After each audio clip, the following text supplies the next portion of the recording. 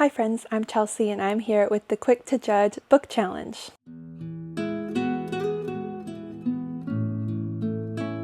So if you've been around my channel for any amount of time, you have probably noticed that I don't do a lot of book tags or book challenge things like this, and I don't know why, because I always really enjoy watching tag videos and I have several tags that I need to catch up on, so I thought I would just do one of those today and try something different. So I was tagged in this by Jessica from Jessica's Library Card. Thank you for the tag, and I thought this would be perfect timing since we're heading into a new month. I'm not making a TBR for May, just trying to keep it pretty flexible, but I do want to pick at least one book for the month of May to read, and so that's what this video will be about. And I'm not sure who originated this tag. Let me know if you know. And I've seen a couple different people doing this and I feel like they've all been different, so I guess I'll just do it the way Jessica did it since she tagged me.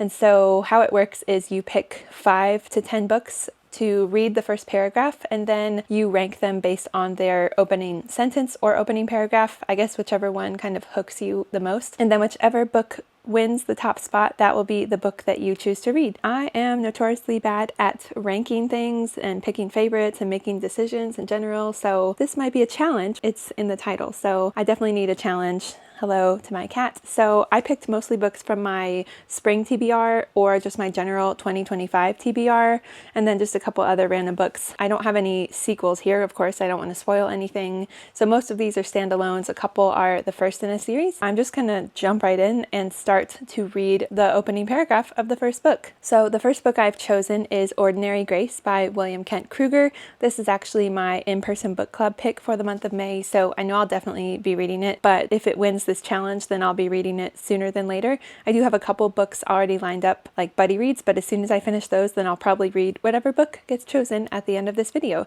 So this one is like a historical fiction, kind of literary fiction maybe. It's set in Minnesota in the 1960s. I've never read from this author before, but I've heard really good things, and I think there might be some kind of mystery or murder or some kind of tragic incident that occurs. So I'm just going to go ahead and read the first paragraph. My cat is on my lap, so kind of awkwardly moving my hands here. He knew that this would be a very active video. So we have a prologue, a one-page prologue, and then we have chapter 1. So should I start with the prologue or the first chapter? Okay, I guess I'll just read the prologue since it's the very beginning. It's kind of a long paragraph, so we're going to read for a little bit here. We'll see how I like it. All the dying that summer began with the death of a child, a boy with golden hair and thick glasses killed on the railroad tracks outside New Bremen, Minnesota, sliced into pieces by 1,000 tons of steel speeding across the prairie towards South Dakota. His name was Bobby Cole. He was a sweet-looking kid, and by that I mean he had eyes that seemed full of dreaming, and he wore a half smile as if he was just about to understand something you'd spent an hour trying to explain. I should have known him better, been a better friend. He lived not far from my house, and we were the same age, but he was 2 years behind me in school and might have been held back even more except for the kindness of certain teachers. He was a small kid, a simple child, no match at all for the diesel-fed drive of a Union Pacific locomotive. As I'm reading this, I'm realizing that I kind of don't process things when I'm reading them out loud, so this should be interesting to rank books that I'm not fully processing as I'm reading. Hopefully this won't be too hard. I do like that opening paragraph. It gets right to it with the kid who is killed, and I like the writing already. Yeah, okay. So we shall see if I remember that first paragraph as I continue on. So this next one is very different. This is on my 25 and 2025, and this is 100 Years of Solitude by Gabriel Garcia Marquez. This is a classic written some time ago, 1967, originally published in Argentina, 1967. The author is Colombian. It's like magical realism, kind of a family, multi-generational story. I don't really know much except that people seem to love this book. It's won many awards, the Nobel Prize, so it's a good sign. Definitely a little intimidated. I believe it is translated. We already have like a family tree here. That's always a good sign. What's going on here? Oh boy, this first paragraph is like a page and a half. That's going to be quite the experience here. Wow. Didn't know what I was getting into here. Also, there's no like chapter numbers. It just starts right to it. And the chapters seem kind of long. I guess I'm just going to read this whole first paragraph. I don't really know. Maybe I'll just read the first page because it goes on pretty long. I'll just read the first page and like go to a stopping point. Many years later, as he faced the firing squad, Colonel Aureliano Buendia was to remember that distant afternoon when his father took him to discover ice. At that time, Macondo was a village of 20 adobe houses built on the bank of a river of clear water that ran along a bed of polished stones, which were white and enormous like prehistoric eggs. The world was so recent that many things lacked names, and in order to indicate them, it was necessary to point. Every year during the month of March, a family of ragged gypsies would set up their tents near the village, and with a great uproar of pipes and kettle drums, they would display new inventions. First, they brought the magnet, a heavy gypsy with an untamed beard and sparrow hands, who introduced himself as Melquiades, put on a bold public demonstration of what he himself called the eighth wonder of the learned alchemists of Macedonia. He went from house to house dragging 2 metal ingots, and everybody was amazed to see pots, pans, tongs, and braziers tumble down from their places, and beams creak from the desperation of nails and screws trying to emerge, and even objects that had been lost for a long time appeared from where they had been searched for most and went dragging along in turbulent confusion behind Melquiades' magical irons. Okay, I'm going to stop there because I'm stumbling over my words a lot. There's some long sentences here. Okay, can't say I'm like super intrigued or knowing what's even going on from the start, but it is a classic and I know you have to kind of get into it, and I definitely do want to read this. So we shall see. I fear I'm going to have a hard time judging all of these, and so we'll just see how this goes. The next one is also very different. This is The Dead Romantics by Ashley Poston. This is on my spring TBR. I am just looking for kind of a fun little romance. This has some magical realism and maybe slight paranormal vibes. We have like a ghost. That's all I know. I'm not going to read the synopsis. Let me get to this first page here, and this first thing says a buried story, and then we have the first chapter. So I assume we just start with like a mini prologue situation. Okay, I think I'm actually just going to read from the first chapter, and there's one short line and then a little paragraph. So I'll just read the first line and then the paragraph after that. Every good story has a few secrets. At least that's what I've been told. Sometimes they're secrets about love, secrets about family, secrets about murder. Some so inconsequential they barely feel like secrets at all, but monumental to the person keeping them. Every person has a secret. Every secret has a story. And in my head, every story has a happy ending. I'll leave it there because there's like really short little lines, classic romance where it doesn't go on super long. So that's a little more digestible than the last one. And yeah, I'm about medium level intrigued. I always like to know a good secret, so I'm curious to see what happens, and I know her writing style is pretty easy to get into, so definitely intrigued to continue and feel like it would be a fast read. Now this next one technically is a prequel to a very popular series, and I want to read it soon so I can read the new release, so I don't think this will be a spoiler if I read the first paragraph. You'll know what I'm talking about in a second. So this is The Ballad of Songbirds and Snakes by Suzanne Collins. This is part of the Hunger Games trilogy, or just the series, because this is the prequel. This is President Snow's like backstory. If you don't know like any of the Hunger Games, you might not really know what this is. Basically, he's the villain and we go into his origin story of sorts. I'm just going to look at it, make sure there's no actual spoilers in this first paragraph, then I'll read it if it's looking good. Okay, I think we're good to go. Coriolanus. We're off to a great start. Is it Coriolanus? I just know him as Snow, President Snow. Coriolanus, we'll go with that. Coriolanus released the fistful of cabbage into the pot of boiling water and swore that one day it would never pass his lips again. But this was not that day. He needed to eat a large bowl of the anemic stuff and drink every drop of broth to prevent his stomach from growling during the reaping ceremony. It was one of a long list of precautions he took to mask the fact that his family, despite residing in the penthouse of the capital's most opulent apartment building, was as poor as district scum. That at 18, the heir to the once great house of Snow had nothing to live on but his wits. Okay, I am intrigued for sure, and I've been kind of hesitant about this book because I haven't heard great things, but again, I really want to read Haymitch's story, Sunrise on the Reaping, so I would like to read this first. I do like a good villain origin story, although President Snow is truly terrible, so I have mixed feelings about this. But all of that said, I think I'm intrigued enough to keep this in the running. Okay, next is one that I keep putting on like seasonal TBRs, and this one is on my spring TBR, I think, and I am very curious. So this is Where the Dark Stands Still by A.B. Poranek. I never know how to say his last name, or her last name. I think it's a girl. Let me check real quick. Yeah, A.B. Poranek is a woman. I thought that was a man. For some reason, whenever there's like 2 letters at the beginning, I think it's a man. That doesn't make sense at all. Anyway, this is like cozy cottagecore type fantasy. Don't really know much besides that. Okay, the first part says, The girl who entered the wood. We just have one really short first line, so I'm going to read the first line and the first paragraph after that. The festivities of Kupala night are just beginning when Liska Radost leaves the village behind. Her eyes prick with tears as she takes a final look over her shoulder. A gust of wind snags at her shawl, threatening to devour the flame of her lantern. This night, the solstice, should belong to revelry beneath a broad summer moon. It is the night unmarried girls weave crowns of wildflowers and float them down the river for the local boys to chase.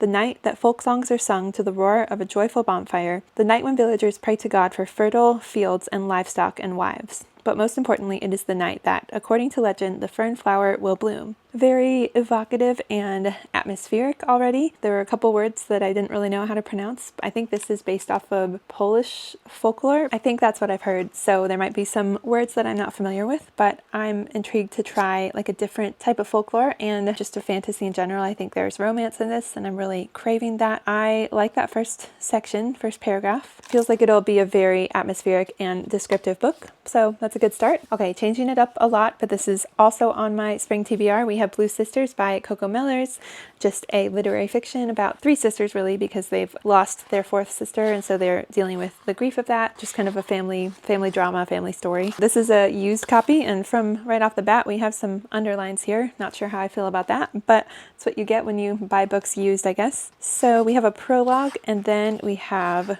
chapter 1. But I think I'll read the prologue, I guess. We have a pretty decent paragraph here. A sister is not a friend. Who can explain the urge to take a relationship as primal and complex as a sibling and reduce it to something as replaceable, as banal as a friend? Yet this status is used again and again to connote the highest intimacy. My mother is my best friend. My husband is my best friend. No. True sisterhood, the kind where you grew fingernails in the same womb, were pushed screaming through identical birth canals, is not the same as friendship. You don't choose each other, and there's no furtive period of getting to know the other. You're part of each other right from the start. Look at an umbilical cord, tough, sinuous, unlovely, yet essential, and compare it to a friendship bracelet of brightly woven thread. That is the difference between a sister and a friend. Kind of got goosebumps reading that, even though I don't have a sister. I really like that imagery already, and the comparisons there, just kind of taking apart different relationships. And I know this is definitely a story about sisterhood and family in general. I'm very intrigued by that. I like that first paragraph. Okay, we have two more here. And this is a book I've been putting off for a while that I'm intimidated by, but maybe if it gets chosen, it'll finally push me to read this book. And so this is Demon Copperhead by Barbara Kingsolver. This is a heavy book.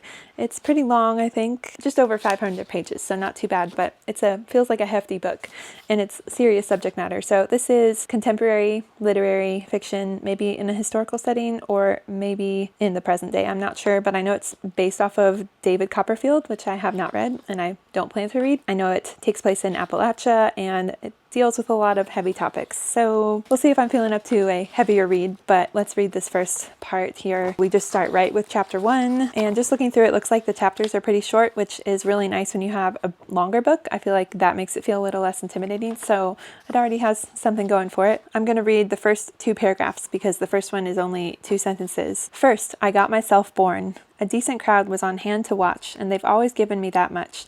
The worst of the job was up to me, my mother being, let's just say, out of it. I don't understand what that means. My mother being, let's just say, out of it. Okay, I think I got that. On any other day, they'd have seen her outside on the deck of her trailer home, good neighbors taking notice, pestering the tit of trouble as they will. All through the dog-breath air of late summer and fall, cast an eye up on the mountain, and there she'd be, little bleach blonde smoking her Pall-Malls, hanging on that railing like she's captain of her ship up there, and now might be the hour it's going down. This is an 18-year-old girl we're discussing, all on her own and as pregnant as it gets. The day she failed to show, it fell to Nance Peggott to go bang on the door, barge inside, and find her passed out on the bathroom floor with all her junk all over the place and me already coming out. A slick, fish-colored hostage picking up grit from the vinyl tile, worming and shoving around because I'm still inside the sack that babies float in. Pre-real life. Okay, well, 2 birth imagery opening paragraphs in a row. I was not expecting that. And I'm a self-proclaimed birth lover, but some of you may not be. So just be aware of that, I guess. Definitely some descriptive imagery going on here and an interesting narration language style. It took me a second to understand what was happening. It seems like it might be more of a stream of consciousness style potentially, and very much inspired by the place that this character grew up in. So yeah, I don't know how I feel about that. I don't dislike it, but kind of a lot. And then we have one more, and we're changing the genre yet again. And this is a book I've really been wanting to read a lot. It's one of those kind of hyped up romanticises that I've fallen prey to. And so I don't know how I feel about it, but I do want to read it to see what I think. So this is Heartless Hunter by Kristen Cicciarelli. This is also known as The Crimson Moth. And I think this is like a witch and witch hunter, enemies to lovers style. I think it's young adult, maybe new adult. It's the first in a duology. So if I do read this, at least there's only one other book to read. We have a map here, always a good sign. And then we have the overture, which I guess is like a prologue, and then we go to chapter 1. I will start with the overture. We have a couple short paragraphs, so I'll just read a couple of these. When the blood guards suspected a girl of being a witch, they stripped off her clothes and searched her body for scars. During the Sister Queen's rule, witches wore their casting scars with pride, putting their power on display like jeweled rings and silk garments. Scars signaled wealth and rank, and most of all, magic. Now they marked the hunted. The last time Rune laid eyes on a witch's scars was 2 years ago, after the witch queens were murdered in their beds and the blood of their council flowed in the streets. The blood guard seized control of the city and the purgings began. Okay, well, we know right off that women who are thought to be witches are not treated very well, and it gets pretty brutal pretty quickly. I think Rune is a witch and she's being hunted, but I don't really know. Besides that, definitely an interesting start to me. That is all 8 books. Now the hard part begins where I have to decide and rank these books. I don't know how I want to go about this. I'll probably start with my least interesting ones and then narrow it down. That seems like a good way to go. Okay, I hate to say this because I feel like there's such a stereotype with classics not being interesting or engaging, and I'm not saying that about this book, but just based on this challenge and ranking things off of how I'm feeling in the moment, the one I'm least inclined to pick up at this current moment in time is 100 Years of Solitude, just based on the first paragraph. I'm sure I'm going to love it once I get into it, but it wasn't necessarily something that captivated me right away, and I think I just have to like push through it and then I'll get really into it. So that's going to be spot number 8. And we're going up to number 1. Looking back at all of these, I didn't dislike this one, but it didn't hook me as much. So I think this will be in spot number 7, The Dead Romantics. It was interesting, but nothing too revolutionary or something that really grabbed me. Okay, I don't really know how I feel about this still. It definitely left an impression, I will say, but I don't know if I'm feeling it right at this moment. So I'm going to go with Demon Copperhead in my 6th place. I definitely think this will be an interesting book and very unique and heavy. That first paragraph, that was quite a lot. So I'm going to save this for a time when I'm feeling a heavier and more brain power type of book. Okay, I did like this one, but now that I'm looking at the others, I don't think it is in the top spot. So in 5th place will be The Ballad of Songbirds and Snakes by Suzanne Collins. I, again, really do want to get to this soon, but it didn't necessarily grab me as much as some of these others did. Okay, now I'm at the point where I'm trying to decide between the 2 fantasies because I liked both of them and I'm intrigued by both, but I'm feeling like one of these is going to go in 4th place, and I don't know. What would you choose between these 2? This one had, like I said, very atmospheric, evocative imagery. I could really picture the setting and liked that it was on solstice and very nature-centric. And then this one definitely grabbed me with the witch huntings and what they do to witches in their city or wherever they are. And so I don't know. I'm indecisive. I just need to pick and move on with my life because realistically, they're just going to be in 3rd and 4th or 4th and 3rd. So it doesn't really matter that much. I think I'm going to put Heartless Hunter in 4th place. I do really want to read it, but I think I liked this opening just slightly more, but it's still not in the 1st place. So this is my 3rd pick. And that leaves, not surprisingly, or maybe surprisingly, a literary fiction and another literary fiction / historical fiction. I guess I'm really feeling that right now. So again, I will for sure be reading this for book club, but I also really want to read this. So we could go either way. I feel like I already know what my top choice is going to be. And so I'm going to put Ordinary Grace in 2nd place, but I will be reading it in May regardless, so it's really, really close. And that leaves us with Blue Sisters in 1st place, and I honestly was not really expecting that to be my top pick. Not that I didn't think I would like it, but I don't know. I just really liked that opening paragraph, and I'm really intrigued to read about these sisters' lives and just to discover this author's writing. I've never read any of her books. I really have been liking literary fiction lately. I've noticed that I tend to give that genre 5 stars a lot. And so I am coming into this with fairly high expectations, but trying to be realistic, of course. Like I said, I have a couple books lined up already, but once I finish those, I will read this pretty early on into May and let y'all know what I think in my May wrap up. So I would love to know what y'all would have picked, which opening line or paragraph was the most interesting to you, what your top pick would have been, or what your least favorite pick would have been. Of course, I haven't thought ahead of who to tag, but I will tag some people in the description. But also just consider yourself tagged if you want to do this, because it's really fun and it's a unique way to pick out your next read. I'm excited to check out this book. I think that is it for today. Thank you so much for watching, and I'll see you in my next video. Bye!